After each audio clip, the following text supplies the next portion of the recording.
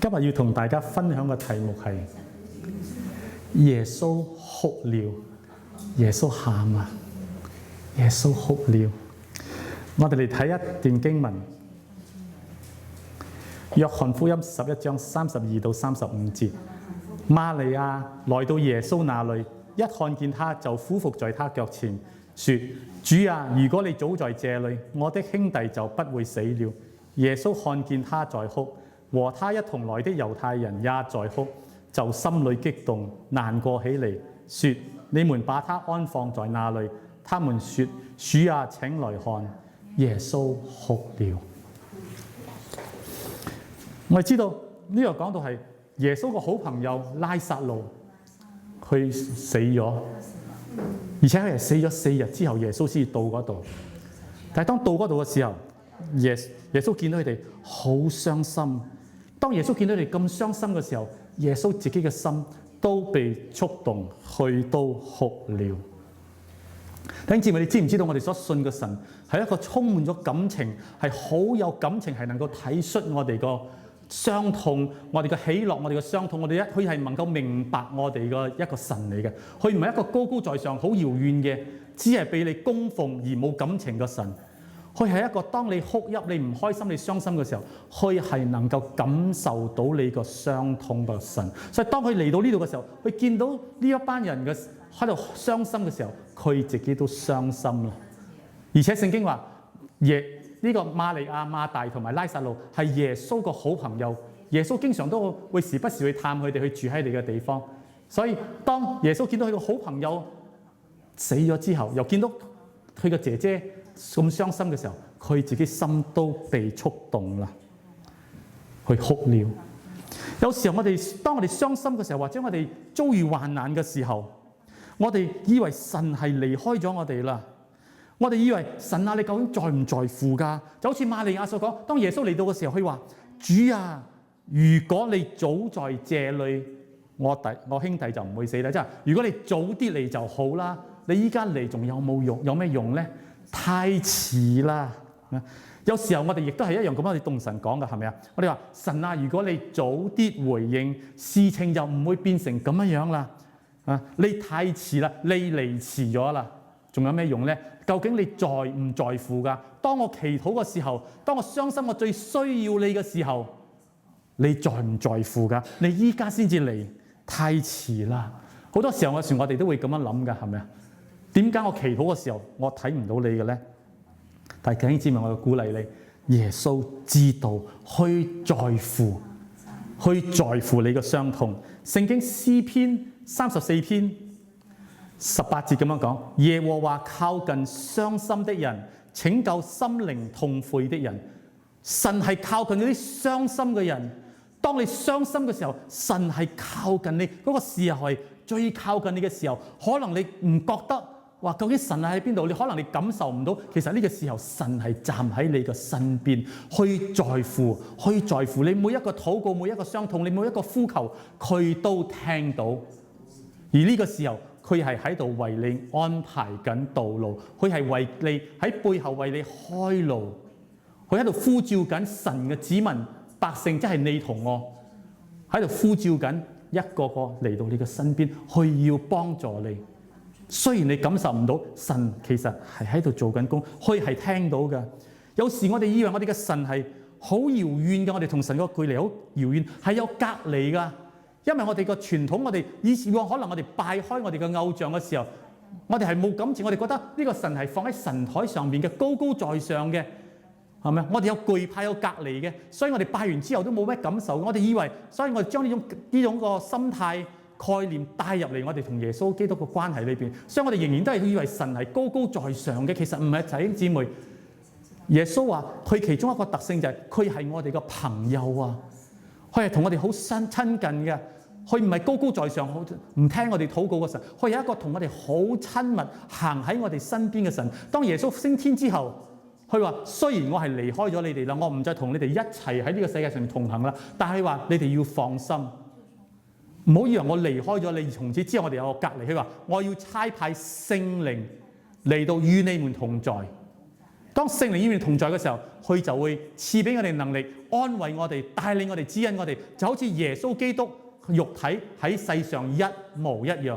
而當耶穌基督喺世上嘅時候，因為佢受限於人嘅身體嘅限制，所以佢去到邊度，佢就唯有就喺嗰度行神蹟奇事，喺嗰度醫治人，喺嗰度安慰人。因為佢道成肉身，受人嘅身體所限制。所以當佢去到加利利嘅時候，所有人要揾耶穌嘅時候，就要去到加利利。佢去到撒瑪利亞，所有人就去到撒瑪利亞，因為佢個肉體喺嗰度。但係耶穌話：當我升天之後，我要差派聖靈嚟。聖靈嚟係唔受呢個肉體嘅控制嘅，所以佢係回復翻到神個原本嘅屬性，無所不知、無所不在、無所不能、無所不在嘅神。以前佢限制於耶穌人嘅肉體，依家耶穌升天之後，聖靈嚟到唔受於人嘅肉體嘅時候，佢係無所不在嘅。所以你喺呢度敬拜神喺呢度，非洲嗰度有人敬拜神喺嗰度，喺中國大陸有人喺度禱告神喺嗰度垂聽佢。從此之後，只要你呼求佢，只要你係相信佢嘅，你呼求佢嘅，佢就與你同在，不再受限制咗。呢個係好得無比。所以弟兄姊妹，你要知道，神今日仍然喺你嘅身邊。當我哋喺度敬拜神嘅時候，神喺呢度。你要知道呢個時候，雖然我哋眼睛睇唔到耶穌，睇唔到神，但係佢個榮耀，神嘅榮耀喺呢一度。當我哋咁樣知道之後，我哋嘅生命就會唔同啦。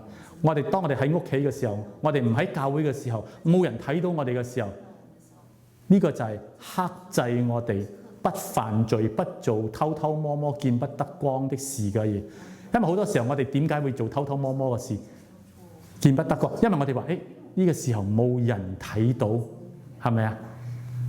冇人睇到嘅時候，先係真正考驗我哋個性格、我哋個性格嘅時候。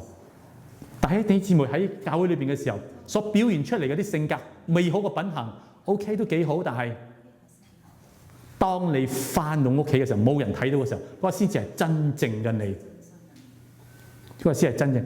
而我哋可以喺教會嗰度欺騙人，俾人睇到，哇！你好屬靈哦。但係神知道，神睇到我哋，當我哋翻到屋企嘅時候，我哋所做過一切嘅事情，佢睇到，人睇唔到，佢睇到。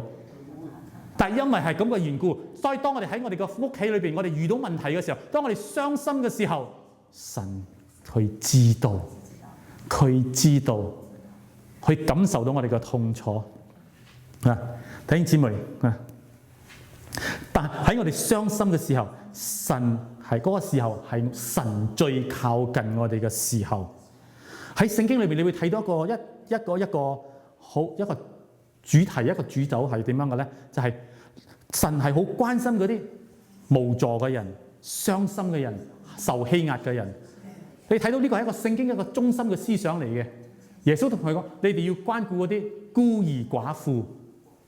喺聖經裏面睇到以色列人從佢哋開始嘅時候，神有俾你一條吩咐：你嗰啲財主、有錢嘅、你耕田嘅，當你收割嘅時候，唔好將所有嘅收割到乾乾淨淨。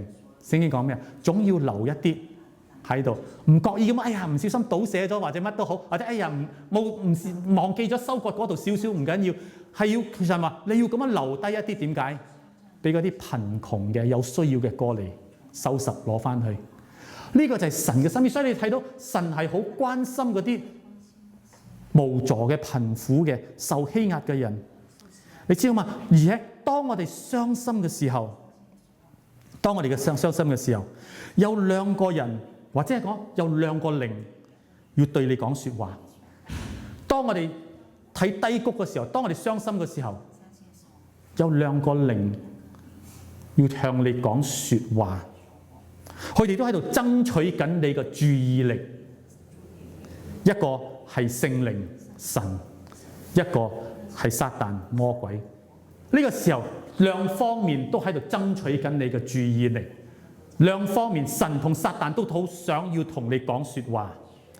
呢個時候，你允許誰對你講說話，決定咗你接落嚟嘅日子是否能夠走出你嘅困境，或者係永遠喺呢個困境裏邊走唔出嚟。明唔明白，弟兄姊妹？你要知道，弟兄姊妹，同時有兩個靈，有兩個力量，同時要對你講説話。神要對你講説話，要將你從呢個困境當中拉出嚟。但係同時魔鬼都要同你講説話。如果你允許撒旦同你講説話嘅時候，佢會同你講好多負面嘅説話。佢個目的就係使到你放棄，使到你永遠都倒下嚟，弟兄姊妹。所以你會知道，當你唔開心嘅時候，當你失望嘅時候，你會腦海裏邊好多時候係咪有好多負面嘅聲音啊？係啊，你係咁噶啦，呢個病醫唔好噶啦，冇得救噶啦。係啊，佢係唔會改變噶啦。哎呀，冇盼望噶啦，算啦，你條命就係咁啦。會好多好多聲音。當你好想去揾教會，你好禱告嘅時候，聲音會同你講：禱告有咩用啊？禱告冇用㗎。如果禱告有用嘅時候，你睇下佢早就唔會咁樣樣啦。所以唔使禱告啦。返教會，教會係你依家咁樣樣返教會有咩用咧？你唔配啊！人哋個個都咁開心，你咁樣冇影響個氣氛啦。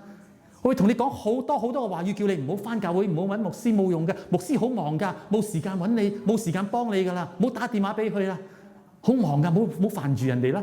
我會同你講好多好多嘅話語，佢嘅目的就係要你離開、放棄。你睇下約伯記，約伯記一開始嘅時候，我哋知道，當約伯失去咗一切之後，佢嘅孩子、佢嘅財產一夜之間所有都失去之後，佢嘅妻子點講啊？佢話：難道你仲要堅守自己的純全嗎？你不如放棄神，死咗去算啦。睇唔睇到弟兄姊妹？當撒旦唔單止喺你心裏邊同你講說，佢仲會同喺旁邊用你身邊嗰啲人同你講：啊，算啦算啦，放棄啦放棄。連佢自己嘅最親密嘅人，佢嘅太太都同佢講：仲信耶穌？你死咗去算啦。睇唔睇到弟兄姊妹？撒旦會喺你嘅耳邊講好多好多個負面嘅説話，佢要話俾你聽，神唔在乎你㗎，神唔關心你㗎，神好忙㗎，你呢啲嘅嘢神唔會理㗎啦，因為你好多問題啊，你可能你有罪啊，你有乜嘢啊，神唔會理你㗎啦。撒旦嘅目的就係要你完全放棄神，以至於佢可以完全個控制你，直到去摧毀你嘅生命為止。呢個就係撒旦嘅目的。佢就係要摧毀你嘅生命，佢就係想你只係聽佢嘅聲音，只係聽佢聲音，以至於佢能夠控制你嘅生命，由佢嚟擺佈。弟兄姊妹，當你處喺你嘅生命最低潮嘅時候，你第一件事要做嘅就係要跑翻到神嗰度去。無論你嘅生命、你嘅肉體係幾咁軟弱，你係幾咁唔想，或者你頭腦有好多聲音同你講：哎呀，唔好唔好！你第一件事嘅就係要話：我唔聽呢一切嘅所，我一定要跑翻到神嗰度去。儘管你嘅頭腦話俾你聽冇用㗎，唔可能㗎，嘥時間㗎，你唔好聽，跑翻到神嗰度去。儘管你嘅心情好低落，你唔想去親近神，你都必須要拖住你嘅身體跑到神嗰度去。每一天你起身嘅時候，你只係想瞓喺床上邊，唔想乜嘢都唔想做嘅時候，你一定要拖起你嘅身體嚟。唔想起身都要強迫自己你起身，而且你第一件事嘅就話：我唔想禱告，你都要一句一句嘅同神禱告。可能你唔似以前咁樣好有力嘅大聲嘅禱告，但係你都要一句一句嘅輕微嘅同神講：神啊，我需要你啊！可能過咗20秒、30秒，神啊，求你嚟幫助我，賜俾我力量啊！又想冚翻眼嘅時候，主啊，我仍然相信你。縱使你唔想禱告，你仍然要一句一句嘅禱告，直至到你重新得力為止，弟兄姊妹。因為只有喺神裏邊嘅時候，你才能夠得到呢個保護同幫助。魔鬼就要叫你唔好再同神溝通啦，因為如果我哋唔能同神溝通嘅時候，神嘅力量、神嘅鼓勵、神嘅幫助就唔能夠入到我哋嘅生命當中。魔鬼就要斷絕我哋同神個連接，而什麼東西係令到我哋同神連接嘅？就係我哋嘅禱告。當我哋禱告嘅時候，就係我哋同神再一次連接起嚟，神嘅力量就能夠再一次進入我哋嘅生命當中。無論你嘅連接個係幾咁弱都好，好似我哋嘅手機，無論你嘅signal係幾咁低都好，可能你話剩翻一個巴啦，好難，有時接住下又斷啦，接住下又斷啦。我哋每個人都有呢個經驗，係咪啊？有去到一啲信號唔好嘅，啱啱先上到網揾到支嘢又斷咗啦。但係只要你唔放棄，你繼續佢嘅時候，一點一點嘅繼續同神去接觸，神個力量就會再一次着到嚟。但係如果你放棄我刪咗個手機去啦，唔再用啦，咁你就完全斷咗呢個信息，你就完全斷咗呢個信息。弟兄姊妹，你必須要同神保持呢個關係，縱使呢個信息係幾咁微小都好。弟兄姊妹，你知唔知道有好多嗰啲喺深山裏邊失蹤咗，或者甚至係遇難嘅人，嗰啲救難人佢點樣揾翻去嘅咧？喺森林裏邊，佢哋係信息係好差，而且係甚至收唔到嘅。但係佢始終都有一個好微小嘅，我哋叫做嗰個 ping， 不斷嘅久唔久就會 send 你個信息俾呢個中心嗰度，話俾你聽，呢個手機依家嚟到呢度啦。可能你打電話打唔通乜都，因為你話冇晒巴啦，但係呢個手機仍然都會時不時嘅 send 一個信號同一個連接站嗰度講，冰，原來呢個手機去到嗰度啦。行下，冰一下唔係一個拼嘅聲音，冇聽我只係咁講啫，係咪？一個 signal， 佢哋叫做拼 send 一個 signal 咁，咁你知道原來好多個救難嘅人員，當佢哋要揾人嘅時候，佢哋睇即刻去啲信息塔嗰度睇下呢個手機最後一次 send 呢個 signal 去邊一度，知道佢嘅地點，跟住再睇下一個 signal 喺邊度，最後喺呢個地點係冇晒 signal 啦，佢哋估計個人一定會喺嗰度。所以弟兄姊妹，好多救難就係咁樣，因為跟住呢啲咁嘅信號，微小個信號而救翻嚟嘅，或者係揾到佢個屍體嘅。所以弟兄姊妹，縱使你話我唔想，我好攰啊，我想瞓喺床上，成晚乜嘢都唔做啦。只要你拖起你嘅身，細聲冇力量，都係繼續同神禱告。嗰個微小嘅信號，神仍然能夠聽到，神仍然會繼續幫助你。只要你唔停止，所以但魔鬼就同你講：禱告有咩用啦？你睇咁樣禱告都唔似禱告嘅，算啦。魔鬼就要叫你放棄，將個手機熄咗佢。但係神係，只要你唔放棄，神一定會將你帶翻出嚟。所以弟兄姊妹，以後唔好俾魔鬼欺騙你，話冇用㗎，冇用。只要你開聲，只要你呼求佢，幾咁微小個呼求，神都聽到。詩篇46篇1節咁樣講：神是我們的避難所，是我們的力量，是我們在患難中隨時都可得到的幫助。神係我哋嘅避難所，係我哋嘅力量。所以當我哋遇到困難嘅時候，我哋第一樣嘢嘅係要跑進呢個避難所。如果你唔跑入呢個避難所嘅時候，就冇任何東西，冇任何人能夠保護你。你必須要跑入呢個避難所裏邊，因為呢個避難所係堅固嘅，係保護你嘅。今日喺中東戰爭嘅時候，我哋都知道，當防空鈴一響嘅時候，所有人要做乜嘢？馬上走入呢個防空洞，啱唔啱？如果你話我唔怕㗎，我好好運㗎，我唔驚，你哋咁細膽，我唔驚，咁你遲早就可能喺新聞上面見到又多一個數目字就係你啦，係咪啊？但係當嗰啲人話警訊響咗啦，佢馬上跑入呢個防空洞嘅時候，佢哋就可以喺呢個防空洞裏邊安然入睡。佢就唔怕，因為佢哋話佢哋知道呢個防空洞係保護我哋嘅。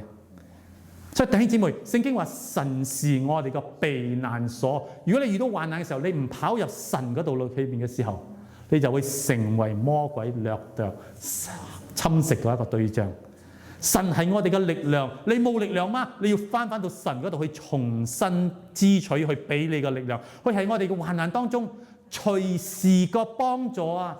魔鬼同你講神唔聽啦，神唔在乎啊！弟兄姊妹，你唔好俾佢呃咗。係聖經話神係我哋隨時都可以得到個幫助，隨時都可以得到個幫助係幾咁？我哋點樣能夠進入呢個神嘅避難所？我哋點樣能夠進入呢個神嘅避難所？就係我剛才所講嘅禱告。禱告係我哋進入神嘅避難所個唯一途徑。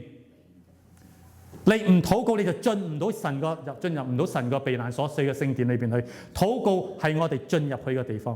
呢個就係所以點解，儘管你係幾個唔想禱告，你都必須禱告，因為只有喺神裏邊，你先會得到平安。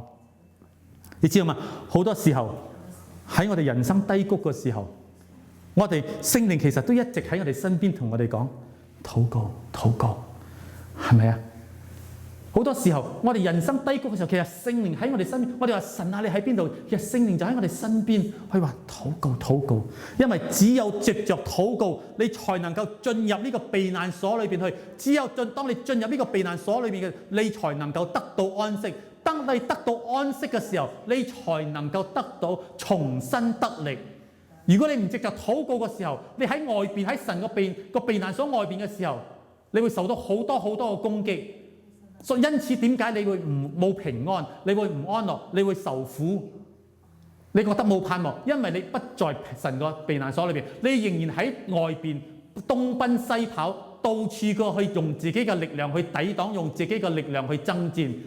因此你唔能夠重新得力，因為你用你自己嘅力量好攰，好攰啊！打得好攰，爭戰得好攰，你點能夠重新得力呢？每一日你都係透支嘅，你嘅心靈每一日都係透支嘅，你點能夠重新得力呢？所以聖經話禱告，聖靈話禱告，翻到嚟禱告。你聖經話你要安靜，你要知道我係神，你要安靜，你要知道我是神。當以色列人面對好多佢哋個仇敵攻擊，周圍個人嚟攻擊嘅時候，佢哋係什麼時候得勝嘅？當佢哋靠自己嘅力量嘅時候，往往佢哋係失敗嘅。但係當佢哋安靜禱告神嘅時候，你會睇到舊約裏邊有好多好奇妙嘅事情發生。就係聖經話，夜晚神嘅使者入到佢哋個對方嘅營裏邊去，將佢哋殺晒。第二朝早一起嚟嘅時候，睇到對方嘅敵人已經被死晒啦，佢哋入去掠奪佢哋嘅嘢，係咪啊？或者神使到佢哋營裏邊混亂，佢哋自相殘殺。弟兄姊妹，嗰啲當你禱告嘅時候，神會為你做事，你唔需要用自己嘅力量。呢個時候你就能夠得到安息。當你安息嘅時候，你就會重新得力。但係好可惜嘅時候，就係當有啲基督徒，當佢哋喺人生低谷，當佢哋傷心嘅時候，佢哋最唔想做嘅就係禱告。佢哋喺度自我申冤，喺度呻吟，喺度抱怨啊！點解？唉！當你係應該要去禱告嘅時候，反而你用呢啲時間嚟呻吟、埋怨、抱怨啊！有時聖靈會同你講：去教會吧，因為喺教會裏邊有一班弟兄姊妹會扶持你㗎。聖靈同你講：去教會吧，係咪？但好多時候你就覺得：唉，我唔想喐啊，我唔想喐啊！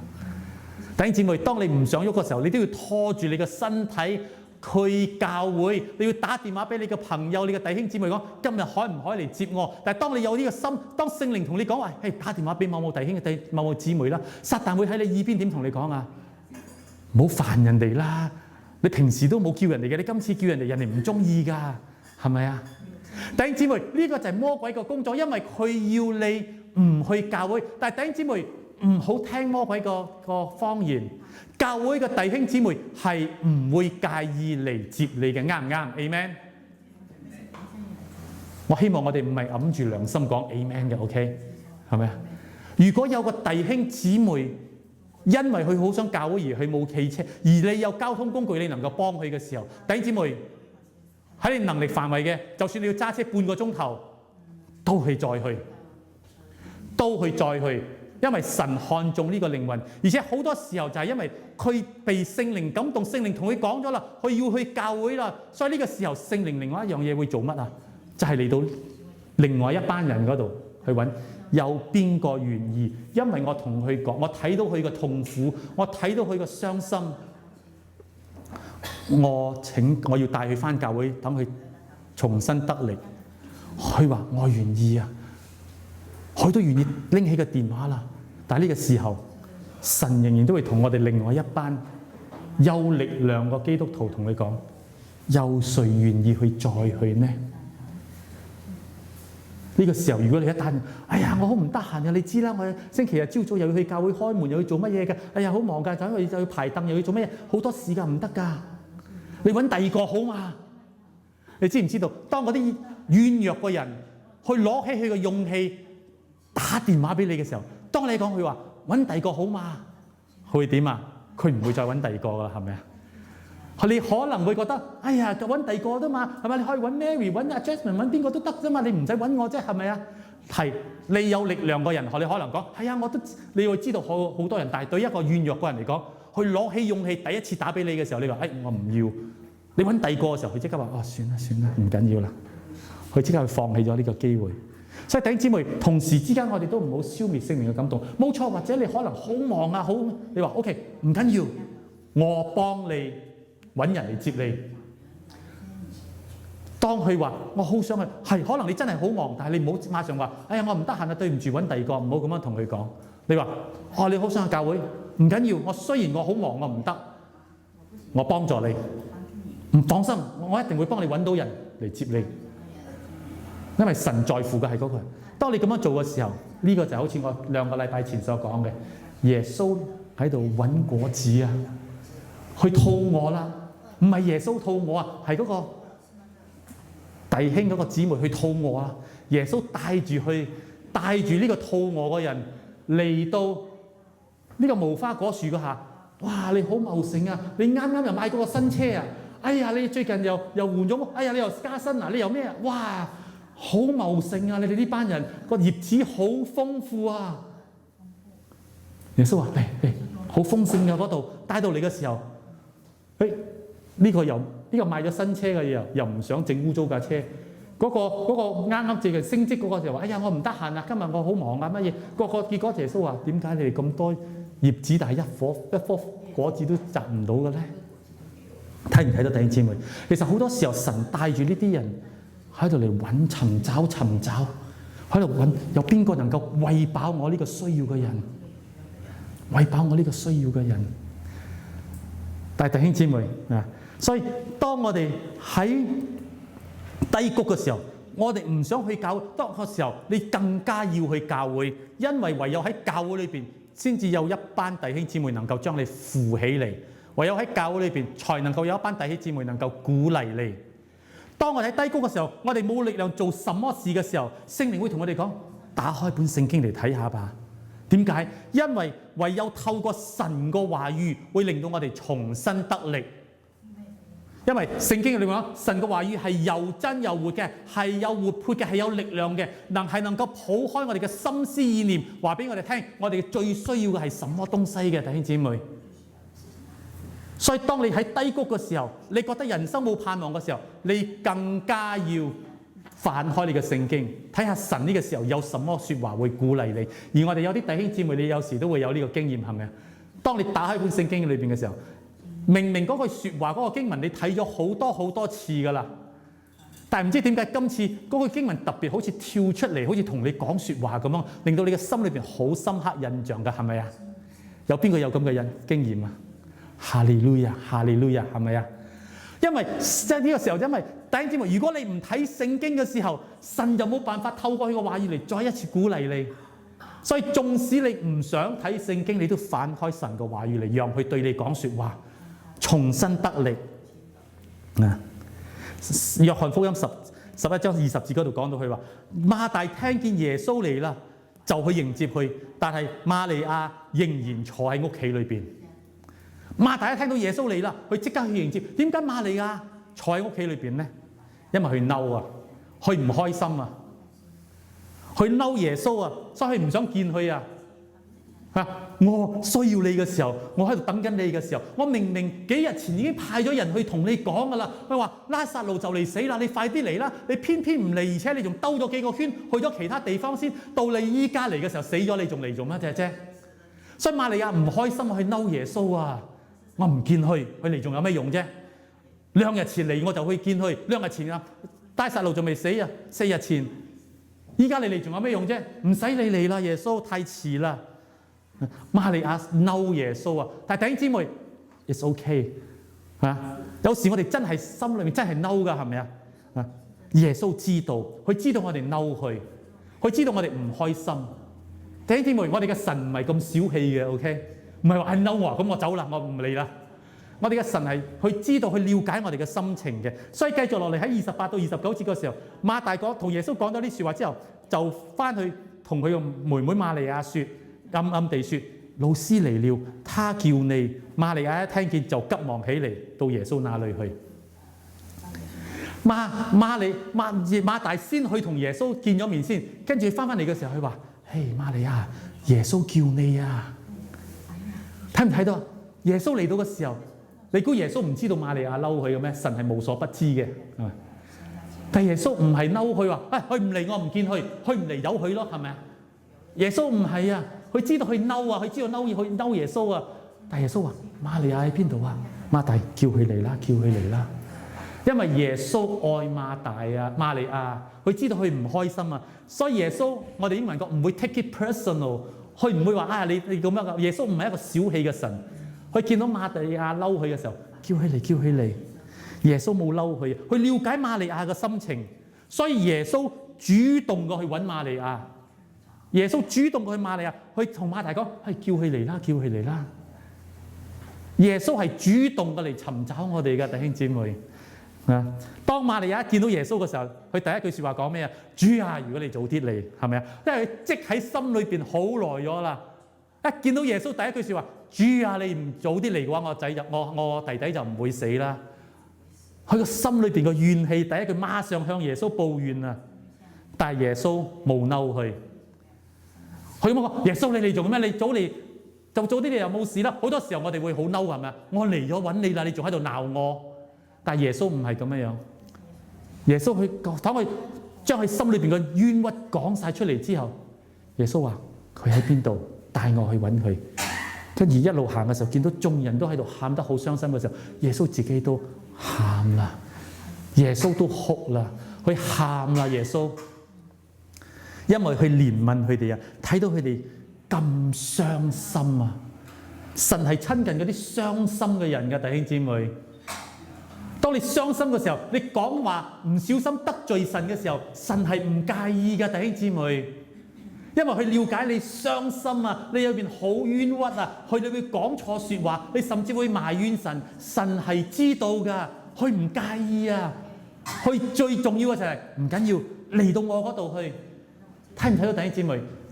魔鬼同瑪利亞講：唔好揾耶穌，唔好去，唔好去，唔好去，佢唔在乎㗎，繼續嬲，繼續嬲，繼續嬲。但係耶穌話：嚟啦，嚟啦，嚟啦！因為當佢嚟到嘅時候，耶穌就能夠擁抱佢，耶穌就能夠醫治佢，耶穌就能夠俾佢睇到，我會俾你重新有希望。如果瑪利亞唔去嘅時候，佢就睇唔到。所以耶穌主動去嚟啊，嚟吧！弟兄姊妹，你嘅神係唔會嬲你嘅，記住。當你喺低谷嘅時候，你傷心嘅時候，你講咗一啲説話，你話神啊，我憎死你啊，或者咩？神係唔會嬲你嘅，因為佢知道你嘅心情，佢了解你嘅心情。喺呢個時候嘅時候，當你咁講嘅時候，神嘅心更加為你傷痛，因為佢見到呢個困難、呢個問題咁樣嚟傷害咗你嘅時候，佢自己都傷心，佢自己都傷心。耶穌哭了。我哋嘅神弟兄姊妹係一個充滿咗憐憫嘅神。詩篇147篇3節講：他醫治心靈破碎的人，包紮他們的傷處。佢就係要醫治我哋心靈破碎，我哋破碎咗個心靈，佢要嚟醫治，佢嚟要包紮，佢要裹紮，佢要嚟安慰我哋。呢個就係我哋嘅神，去安慰我哋，去愛我哋。所以聖經話，耶穌嚟到馬大馬利亞家嘅時候，拉撒路死咗已經4日㗎啦。冇晒希望㗎啦，絕望咗㗎啦。即係話呢4日裏邊，瑪利亞每一日都問同一個問題：耶穌你去咗邊？耶穌你去咗邊？我以為我哋係好朋友啊！我以為我哋係好朋友。耶穌你去咗邊？我哋今日都會問耶穌。牧師成日都話禱告啊，神會應允㗎。我禱告咗咁耐，你喺邊度？我以為牧師講嗰啲嘢係啱嘅，係真實嘅。師父唔係，耶穌你喺邊度？呢4日裏邊，瑪利亞每一日都喺度問耶穌你喺邊度？第一日或者耶穌聽日會嚟嘅，帶住盼望。第二日起身，耶穌今日應該會嚟嘅，應該會嚟。佢唔會，佢知道我哋好朋友，佢可能喺路上嘅啫，可能有啲事攪擾咗佢啫。今日一定會嚟嘅。第二日又冇啦，夜晚嘅時候，耶穌你喺邊度？第三日嘅時候，唉，算啦。慢慢4日睇唔到耶穌嚟，但到第4天嘅時候，耶穌出現啦。每一日瑪利亞都喺度哭泣，每一日瑪利亞都喺度哭泣，喺度埋怨。但係到咗第4日，我相信我哋都可以下一個結論㗎，係咪啊？第4日佢再起身嘅時候，我相信瑪利亞可能都會下一個結論，即係話：唉，算啦，今日耶穌唔會再嚟㗎啦。唉，算啦，我哋有時係咪咁啊？3日都唔嚟啦，算啦，唔使再嘥時間啦。好多時候我哋都會下一個結論，即係話：好啦，唔使等佢啦，我哋自己嚟搞掂啦。可能我哋嘅心已經死咗㗎啦。我哋嘅心已經死咗啦，算啦 ，OK， 算啦，呢個信仰我唔再信啦。喂，算啦，我靠自己啦，我自己嚟啦。可能好多時候我哋都係第4日嘅時候一早起身，我哋都係下咗個決定，下咗結論，即係話唔使再等耶穌啦，耶穌唔再嚟㗎。但係瑪利亞唔喺傷心嘅時候，佢唔知道其實從第1日開始，耶穌已經知道咗啦。佢已經知道啦，佢已經準備咗要令到拉撒路得醫治會復活㗎啦。但係佢遲嚟嘅原因係要聖經講乜啊？係要讓所有人都睇到神嘅榮耀。佢個目的係要所有人都睇到神嘅榮耀，俾知道無論你嘅生命當中有什麼困難，縱使拉撒路係死咗4日啦，只要你相信耶穌，只要你喺神嘅裏邊嘅時候，你仍然有盼望，你嘅困難會被復活。你死咗嘅盼望，神會將你再一次復活。你嘅孩子、你嘅家人可能睇嚟係冇盼望嘅，喺人嘅眼中嘅睇嚟係冇可能，係唔能夠再有改變嘅機會㗎啦。但係只要你喺神嘅裏邊，神會令到佢會復活，佢會改變。弟兄姊妹啊，聖經話，約翰福音11章38到44節，耶穌又在心裏激動，來到墳墓面前，那墳墓是一個洞穴，洞口有塊石頭堵住。耶穌說：把這塊石頭挪開。死者的姐姐馬大對他說：主啊，已經4天了，他必定臭了。耶穌說：我不是對你說過，如果你信，就必定看見神的榮耀嗎？於是他們把石頭挪開。耶穌舉目向天說：父啊，我感謝你，因為你垂聽了我。我知道你常常聽我，但我說這話是為了周圍的群眾，叫他們信你差我嚟。說了這話，就大聲呼喊：拉撒路出嚟！那死了的人就出嚟，他的手腳都纏着布，臉上裹着巾。耶穌說：解開他，讓他走。耶穌講乜啊？我知道你常常垂聽我噶，所以其實我唔係同你講噶，我係話俾佢哋知道，要知道我個父親常常都聽我個禱告，所以你哋要相信我。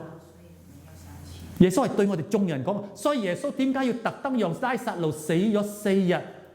佢唔係特登要讓瑪利亞傷心4日嚟虐待佢，唔係啊。佢話我有一個功課話俾你哋知道，令到我要堅固你哋嘅信心。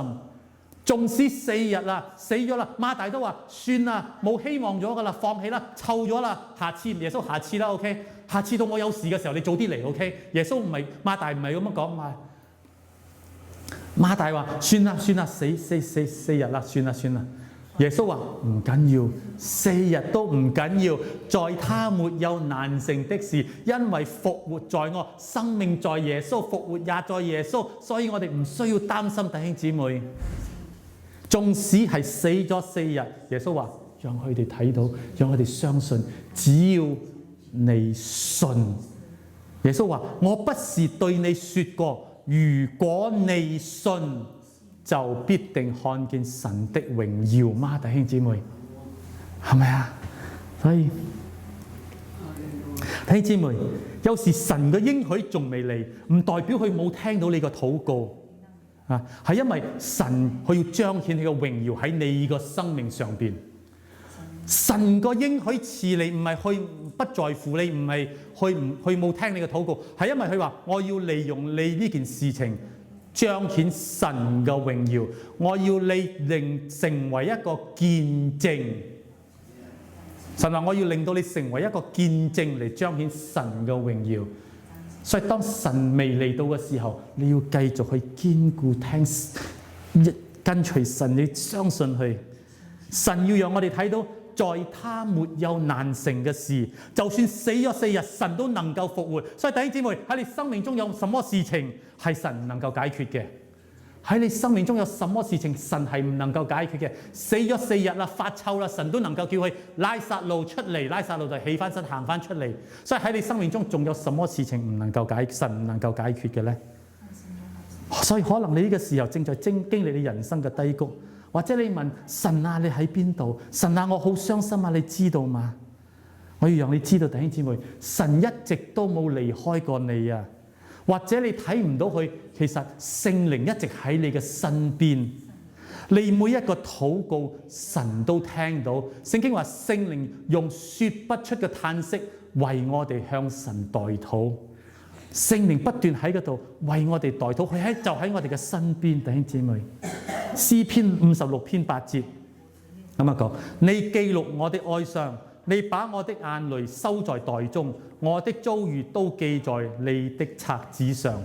當我哋哭泣嘅時候，當我哋冇盼望嘅時候，當我哋喺神嘅面前哭泣嘅時候，聖經話神佢嘅聖靈喺度將我哋每一滴眼淚去都收起嚟，你啲眼淚帶到神嘅寶座上面，神係聽到，佢正在為我哋工作。弟兄姊妹，我哋每一個遭遇，你話幾咁冤屈，幾咁唔甘心，點解別人會咁樣待我？點解神啊？點解係我？你每一個遭遇，你幾個神都記錄在你。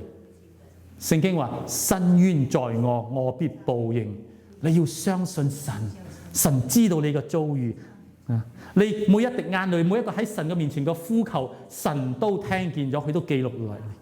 所以下一次弟兄姊妹，當你傷心嘅時候，當你喺人生低谷嘅時候，與其講神啊，如果你早啲嚟，我建議你咁樣講：主啊，我知道呢個時候你就喺呢一度。求你嚟安慰我，讓我感受到你嘅同在。呢個時候，唔好再講神啊，究竟你聽唔聽㗎？呢個我哋唔需要再討論。弟兄姊妹，唔好花時間俾魔鬼嚟用呢個謊言嚟欺騙你。每一次當你傷心嘅時候，與其講神啊，你喺邊度？神啊，你聽唔聽嘅？你話神啊，我知道你呢個時候就喺呢一度。聖靈，你係無所不在嘅。求你呢個時候安慰我，因為你知道我傷心，你知道我嘅痛苦。求你嚟安慰我，俾我感受到你嘅同在。當你咁樣講嘅時候，你會發覺呢個時候，你會感受到神出人意料之外嘅平安會臨到你。佢會安慰你，神會喺呢個時候攞走你一切個傷心，佢會賜俾你平安，你會馬上個感受到神個同在。Amen。進入到神嗰度去吧，我哋一齊起身嚟回應神。哈利路亞！弟兄姊妹，耶穌知道，當你哭泣嘅時候，神都哭泣。而呢個時候係佢最親近你嘅時候，所以你要更加嘅跑到佢個懷抱裏邊去，更加到跑到佢個懷抱裏邊，緊緊嘅捉住佢，讓佢嚟安慰你，讓佢嚟保護你，讓主耶穌為你遮擋、阻擋一切嘅風暴、一切嘅風浪。就好似聖經所講嘅，佢好想要一個母雞嚟尋找佢個小雞，將佢環抱喺佢個翅膀底下一樣。當你遇到困難、遇到傷心嘅事情嘅時候，你跑到耶穌裏邊去，唔好用自己嘅力量去嚟抵擋，讓耶穌嚟為你遮擋呢一切，因為他是我哋的避難所，是我哋的力量。縱使拉撒路死咗4日啦，耶穌話：拉撒路起身。拉撒路就從佢個墳墓當中行翻出嚟，所以你嘅困難喺神嘅眼中並不是困難。佢要使用你嘅每一件經歷，成為榮耀神嘅機會，令到你能夠喺眾人面前開聲去讚美神，成為佢嘅見證。哈利路亞，哈利路亞。